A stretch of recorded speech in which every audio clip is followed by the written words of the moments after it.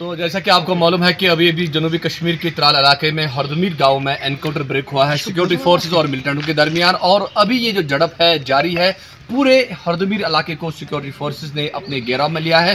तमाम दाखिली और खारजी रास्ते जो है उन पर सिक्योरिटी का पहरा बिठा दिया गया है, और यहाँ पर रुक रुक के फायरिंग की आवाज़ें अभी भी जारी है। बताया जा रहा है 2 मिलिटेंट यहाँ पर छुपे हुए हैं।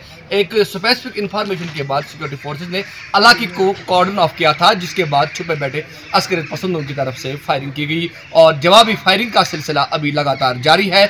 इस दौरान तमाम जो है रियासती पुलिस ने यहाँ पर जो है ट्वीट करके इस झड़प की तस्दीक की है।